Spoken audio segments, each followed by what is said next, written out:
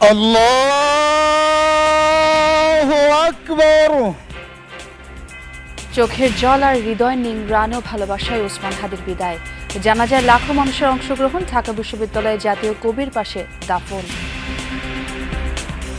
সুস্থ ধারা রাজনীতিবিদের জন্য এইভাবে দিতে আমি আমার এই 40 বছরের জীবনে আমি কখনো দেখিনি। আল্লাহ রাব্বুল আলামিন যে হাদিকে দিয়েছিল, এই হাদি যুগে যুগেও সৃষ্টি হবে না। স্বাধীনতার সুফল যারা ভোগ করতে চায় না, তারাই হাদিকে বাঁচতে দেয়নি।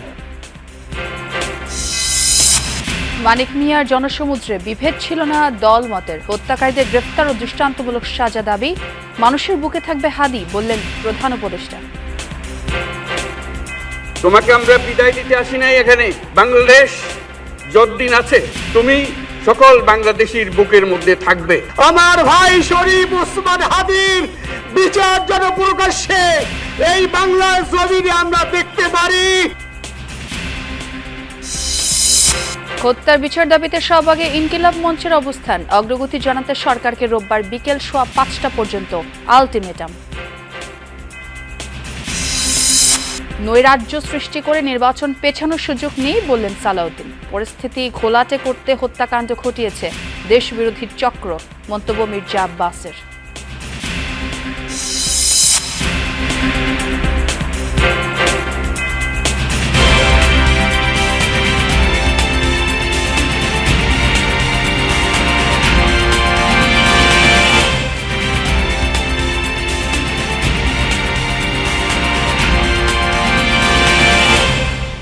আমন্ত্রণ যমুনা নিউজে, সঙ্গে আছে বিছোয়া খন্দকার। আর এতক্ষণ শিরোনাম দেখছিলেন। স্মরণকালের সবচেয়ে বড় জানাজায় লাখো জনতার অংশগ্রহণে সম্পন্ন হলো ইনকিলাব মঞ্চের মুখপাত্র ও 24-এর গণঅভ্যুত্থানের অন্যতম নেতা শরীফ ওসমান হাদির জানাজা। নামাজের প্রথম কাতার জাতীয় সংসদের দক্ষিণ প্লাজায়, শেষটা ছাড়িয়ে যায় খামারবাড়ি ও আসাদ গেট এলাকা। জনতার ভালোবাসা আর চোখের জলে সিক্ত হয়ে হাদি যখন ছুটলেন শেষ গন্তব্যে, তখন লাখো জনতার কণ্ঠে হাদি হত্যার বিচারের দাবি। এমন জানাজার নামাজ কে দেখেছে কবে? ইনকিলাব মঞ্চের নেতা শরীফ ওসমান হাদির ইচ্ছে ছিল মানুষের ভালোবাসা জিতে সংসদে যাবেন। হাদি সেই সংসদে এলেন, সাথে লাখ লাখ মানুষের ভালোবাসাও। কিন্তু ওসমান হাদির নিথর দেহ তখন কফিনে বন্দী। জাতীয় সংসদ ভবনে শরীফ ওসমান হাদির জানাজায় অংশ নিতে আসে লাখ লাখ জনতা। জাতীয় সংসদ ভবন থেকে শুরু, রাজধানীসহ দেশের বিভিন্ন প্রান্ত থেকে উপস্থিত ছাত্র জনতার ঢল গিয়ে উপচে পড়ে মানিক মিয়া এভিনিউ, খামারবাড়ি, আসাদ গেট এলাকা পর্যন্ত। স্লোগানে স্লোগানে প্রকম্পিত হতে থাকে আমরা সবাই হাদি হব, যুগে যুগে লড়ে যাব, হাদি ভাইয়ের রক্ত বৃথা যেতে দেব না। আমরা সবাই হাদি হব, যুগে যুগে লড়ে যাব, গুলির মুখে কথা কব, আমরা সবাই হাদি হব। আকাশ থেকে দেখলে মানুষের উপস্থিতি ছাড়া কিছুই মিলবে না। সাধারণের এমন উপস্থিতি স্মরণকালে কি দেখা গেছে? জানাজা শুরুর আগে জনতা একসাথে জোহরের নামাজ আদায় করেন, এমন দৃশ্য খুব কম সময়ই দেখা যায়। 2টা নাগাদ সংসদ ভবনের দক্ষিণ প্লাজায় এসে পৌঁছায় হাদির মরদেহ। লাখো ধ্বনি যেন একসাথে বরণ করে নেয় বিপ্লবী বীরকে। এরই মধ্যে আসেন প্রধান উপদেষ্টা সহ সরকারের বিভিন্ন দপ্তরের উপদেষ্টারা। যোগ দেন বিএনপি, জামায়াতে ইসলামী ও এনসিপি সহ বিভিন্ন রাজনৈতিক দলের শীর্ষ নেতারা। চোখের পানি ধরে রাখতে পারেননি অনেকেই। হত্যাকারীদের ব্যাপারে রাষ্ট্রকে সর্বোচ্চ এফোর্ট নিতে হবে। তারা যেখানে থাকুক, সে ওভার দি ব্লু সিজ অথবা অন দি ব্ল্যাক মাউন্টেন, যেখানেই তারা থাকুক, তাদেরকে ধরে আনতে হবে, বিচার করতে হবে। তার যে আদর্শ, তার যে চেতনা, সেটা যেন এই দেশে, এদেশের বিভিন্ন প্রান্তে প্রান্তরে যেন যুগ যুগ ধরে, শতাব্দীর পর শতাব্দী ধরে যেন টিকে থাকে, বেঁচে থাকে। যারা নির্বাচনকে বাধাগ্রস্ত করতে চায়, এদেশের গণতান্ত্রিক উত্তরণকে যারা বাধাগ্রস্ত করতে চায়, তাদেরকে আমরা সমুচিত জবাব দেব গণতান্ত্রিক উত্তরণের প্রক্রিয়াকে সহজতর করে।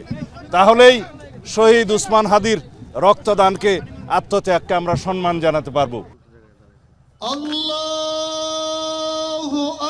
শুরু হয় জানাজা। শৃঙ্খল নিশ্চুপ আবহে হাদির বড় ভাই জানাজার নামাজ পড়ান। অশ্রুসজল চোখে আল্লাহর দরবারে উপস্থিত জনতার ফরিয়াদ।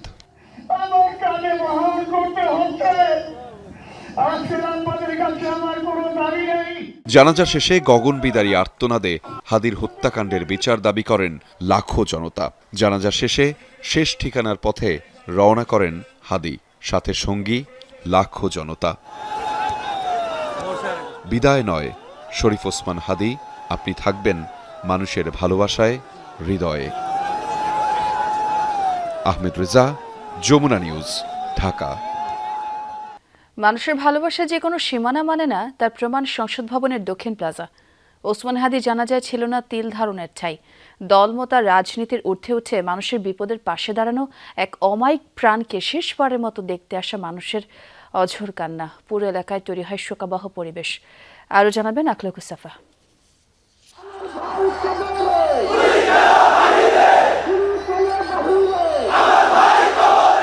এ কি শুধু একজনের জানাজা, নাকি প্রিয়জনকে হারানোর আর্তনাদে ফেটে পড়া কোনো জনসমুদ্র?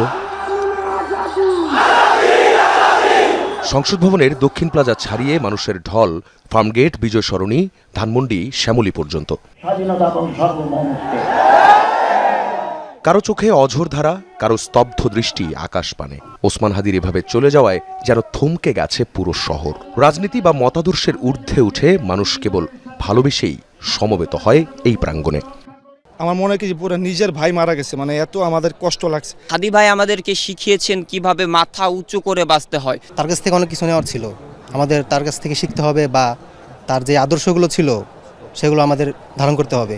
আমাদের মাঝখানে যে আল্লাহ রাব্বুল আলামিন যে হাদিকে দিয়েছিল, এই হাদি যুগে যুগেও সৃষ্টি হবে না। আজাদের জন্য সে লড়াই করছে, আমরা চাই সে চির অমর হয়ে থাকুক। হাদি ভাই অনেক হাদি তৈরি করে গেছে।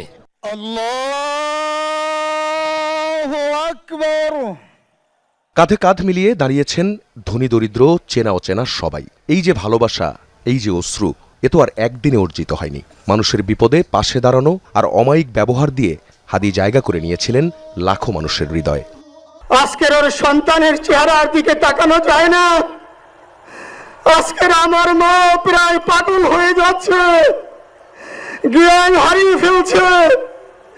আমার ভাই বোন তোরে পাগল হয়ে যাচ্ছে। আমার 6 ভাই বোনের মধ্যে সবচেয়ে ছোট ছিল শরীফ ওসমান হাদি। আজকের তার লাশ আমার কাঁধে বহন করতে হচ্ছে। শেষ বিদায়ের মুহূর্তে ওসমান হাদির বড় ভাইয়ের বক্তব্যে যেন আর চোখের পানি ধরে রাখতে পারেনি কেউই। লাখ লাখ মানুষ যখন তার মাগফিরাত কামনায়, তখন আকাশ বাতাস ভারী হয়ে ওঠে কান্নার রোলে। আমাদের অন্তরের অন্তঃস্থল থেকে তার প্রতি ভালোবাসা, এবং আজকে এই লক্ষ মানুষের যে আয়োজন, সে আয়োজন দেখে আমি আমার জীবনের এই প্রথম আমি এত বড় আয়োজন দেখলাম। কিছু মানুষ মরেও অমর হয়ে থাকেন তাদের কর্মে, মানুষের স্মৃতিতে। ওসমান হাদি চলে গেছেন ঠিকই, কিন্তু রেখে গেছেন এক বিশাল শোকাতুর পরিবার, যে পরিবারের সদস্য আজ এই লাখো জনতা। আখলাকুস সাফা, যমুনা নিউজ, ঢাকা। ভালোবাসা আর অশ্রুসিক্ত নয়নে বিপ্লবীর বিদায়। ওসমান হাদির জানাজায় অংশ নিয়ে প্রধান উপদেষ্টা বললেন, হাদি থাকবেন মানুষের অন্তর জুড়ে। তার চেতনা বারবার মনে করিয়ে দেবে, এই জাতি মাথা নোয়াবার নয়, চির উন্নত থাকবে এই জাতির শির। প্রধান উপদেষ্টা বলেন, হাদিকে বিদায় দিতে নয়, এই উপস্থিতি হাদির প্রতি ওয়াদাবদ্ধ হতে। প্রফেসর ইউনুস বলেন, হাদি হারিয়ে যাবে না, তার মঞ্চ নিয়ে এগিয়ে যাবে বাংলাদেশ। প্রিয় হাদি, বিদায় দিতে আসিনি আমরা। তোমার কাছে আমরা ওয়াদা করতে এসেছি। তুমি যা বলে গেছো সেটা যেন আমরা পূরণ করতে পারি, সেই ওয়াদা করার জন্য আমরা একত্র হয়েছি। তুমি আমাদেরকে এমন এক মন্ত্র কানে দিয়ে গেছো, সেই মন্ত্র বাংলাদেশের কেউ কোনোদিন ভুলতে পারবে না, এবং এই মন্ত্র চিরদিন আমাদের কানে বাঁচিয়ে রাখবে। ঢাকা বিশ্ববিদ্যালয়ের কেন্দ্রীয় মসজিদের পাশে চিরনিদ্রায় শায়িত হলেন ইনকিলাব মঞ্চের মুখপাত্র শরীফ ওসমান হাদি। জাতীয় কবি কাজী নজরুল ইসলামের সমাধি প্রাঙ্গণেই দাফন করেন তার সহকর্মী যোদ্ধারা। উপস্থিত ছিলেন ওসমান হাদির বিশ্ববিদ্যালয়ের প্রিয় শিক্ষকরাও, প্রিয় বিশ্ববিদ্যালয়, প্রিয় কবি কাজী নজরুল ইসলামের সমাধি প্রাঙ্গণে যখন ওসমান হাদির মরদেহ আনা হয়, বিকেলের সূর্য তখন হেলে পড়েছে পশ্চিম আকাশে। ভেতরে যখন দাফনের কার্যক্রম চলছিল, বাইরে তখন কড়া নজরদারিতে ছিল আইন শৃঙ্খলা বাহিনী। বিশ্ববিদ্যালয় প্রশাসনের সর্বোচ্চ ব্যক্তি, শিক্ষক, ডাকসু নেতৃবৃন্দ ছাড়াও শেষ বিদায় জানাতে হাজির ছিলেন হাজারো মানুষ। দাফনের কার্যক্রম শেষে দোয়া পরিচালনা করেন ওসমান হাদির বড় ভাই ডক্টর মাওলানা আবু বকর সিদ্দিক। ওসমান হাদির হত্যায় জড়িতদের 24 ঘন্টার মধ্যে গ্রেফতারের আলটিমেটাম দিয়েছে ইনকিলাব মঞ্চ। সংগঠনটির দাবি, হত্যাকাণ্ডে কেবল একজন নয়, আরও অনেকে জড়িত রয়েছে, আশ্রয়দাতাও। তাদের সবাইকে গ্রেফতার করতে হবে বলে জানান ইনকিলাব মঞ্চের নেতাকর্মীরা। বলেন, কোনো ধরনের সহিংসতা নয়, সহনশীল ও শৃঙ্খলাবদ্ধ রাজনীতির সূচনা করে গেছেন ওসমান হাদি। সে লক্ষ্য বাস্তবায়নে সবার প্রতি আহ্বান জানান তারা। সরকার দাবি পূরণে ব্যর্থ হলে আবারও শাহবাগে কঠোর আন্দোলনের ঘোষণা দিয়েছে ইনকিলাব মঞ্চ। আগামী 24 ঘন্টার মধ্যে ওসমান হাদিকে যারা খুন করেছে, খুনের পরিকল্পনা করেছে, খুনিদেরকে আশ্রয় দিয়েছে, খুনের সহায়তা করেছে, প্রত্যেককে গ্রেফতার করে বিচারের মুখোমুখি করতে হবে। এবং এই যে বিগত 172 ঘন্টা সরকারের পক্ষ থেকে কি কি পদক্ষেপ নেওয়া হয়েছে আমরা জানতে চাই। তারেক রহমানের স্বদেশ প্রত্যাবর্তনের আগে দেশের পরিস্থিতি ঘোলাটে করতে দেশবিরোধী শক্তি ওসমান হাদিকে হত্যা করেছে বলে অভিযোগ করেছেন বিএনপির স্থায়ী কমিটির সদস্য মির্জা আব্বাস। অভিযোগ করেন, সরকার বিএনপির সহযোগিতার প্রস্তাব ফিরিয়ে দিয়ে অপশক্তির সাথে হাত মিলিয়ে এখন দেশ ধ্বংসের চক্রান্তে লিপ্ত। আর সালাউদ্দিন আহমদ বলেছেন, নৈরাজ্য করে নির্বাচন পেছানোর কোনো সুযোগ নেই। মানুষের প্রাণে আবেগ তৈরি হয়েছে। ভারপ্রাপ্ত চেয়ারম্যান তারেক রহমানের স্বদেশ প্রত্যাবর্তন উপলক্ষে ঢাকা মহানগর দক্ষিণ বিএনপি আয়োজন করে এই প্রস্তুতি সভার, যেখানে দক্ষিণ বিএনপির নেতাকর্মীদের পাশাপাশি অংশ নেন ধানের শীষের মনোনীত 7 জন প্রার্থী। এ সময় নেতাকর্মীদের শৃঙ্খলার সাথে 300 ফিট সড়কে অংশ নেয়ার নির্দেশনা দেওয়া হয়। বলা হয়, পরিস্থিতি ঘোলাটে হয় এমন সব ঘটনা রুখে দেয়ার। জানিয়ে দেওয়া হয় তারেক রহমানের এয়ারপোর্ট থেকে বাসায় ফেরার রুট। কাকলি ফ্লাইওভারের উপর দিয়ে আমরা 300 ফিট হয়ে সেখানে আমরা সমবেত হবে বাংলাদেশের লক্ষ কোটি জনতা। প্রিয় নেতৃবৃন্দ, আমাদের প্রিয় নেতা জনাব তারেক রহমান সেখানে জাতির উদ্দেশ্যে, আমাদের উদ্দেশ্যে বক্তব্য রাখবেন। বক্তব্য শেষ করার পরে সেখান থেকে উনি আমাদের প্রিয় নেত্রী দেশনেত্রী বেগম খালেদা জিয়াকে দেখতে এভার কেয়ারে যাবেন।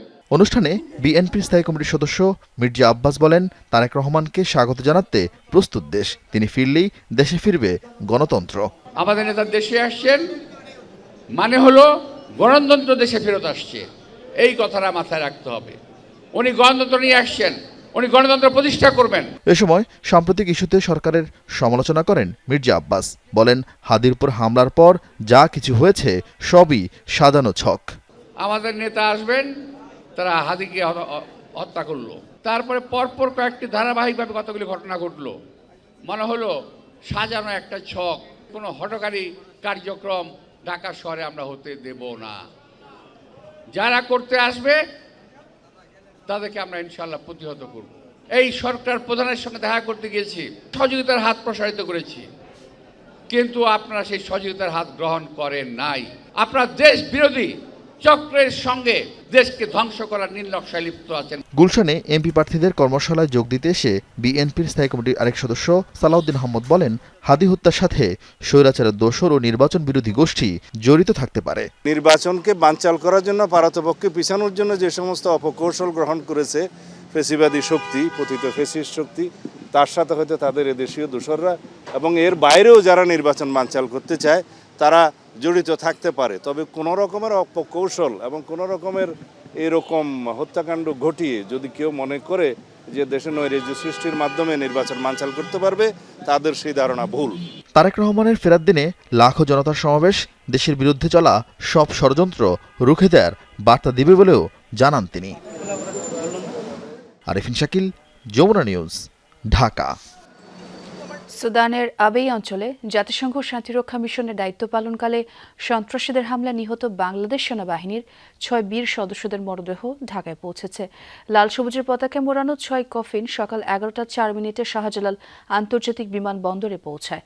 পরে কফিনগুলো নিয়ে যাওয়া হয় সম্মিলিত সামরিক হাসপাতালে।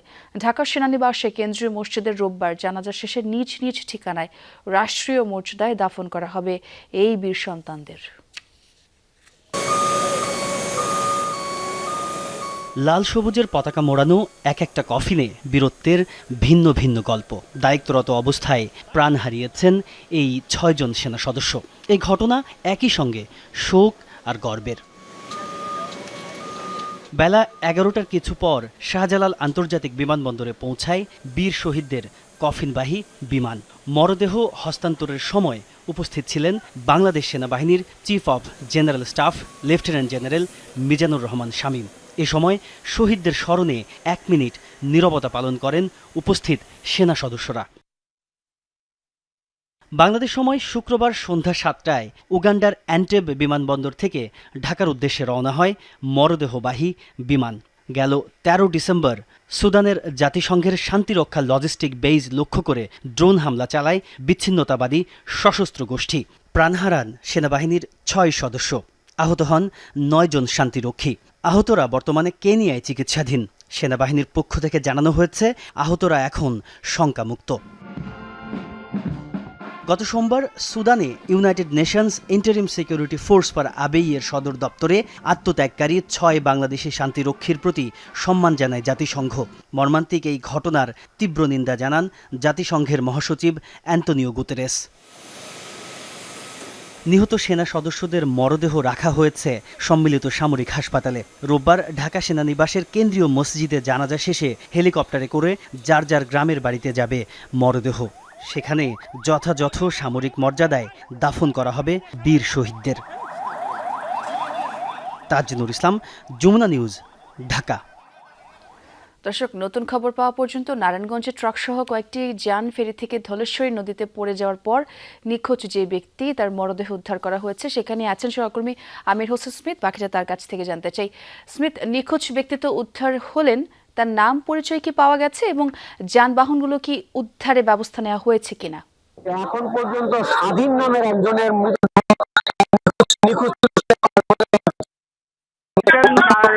সদর উপজেলা যে নির্বাহী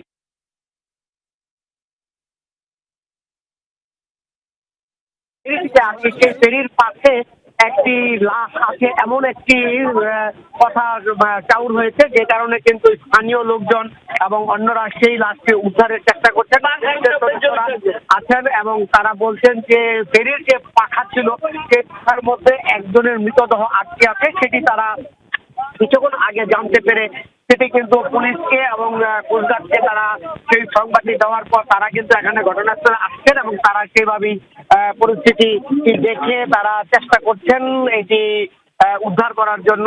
এবং আসলে এটি কার লাশ সেটি এখন পর্যন্ত আমরা নিশ্চিত হতে পারিনি। তবে এর আগে যার লাশ উদ্ধার করা হয়েছে তার নাম হচ্ছে মোহাম্মদ সাদিক, তিনি ভ্যান চালক, সেটি আমরা নিশ্চিত হতে